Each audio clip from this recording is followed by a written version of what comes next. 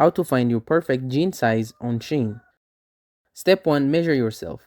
Grab a tape measure. For jeans, you need two numbers. Waist, measure around the narrowest part of your torso. Hips, measure the fullest part of your hips. Write this down. Step 2. Check SHEIN's size chart. Every jeans listing has a size chart button. Tap it, match your measurements to their size. Pro tip, if you are between sizes, size up for comfort. Step 3. Read the fit guide. SHEIN lists the jeans rise, high-waisted, mid-rise and fit, skinny, or mom's jeans. Love a snug fit, stick to your size. Prefer roomier, go up one. Bonus hack, scan reviews. Shoppers often share if the jeans run big or small.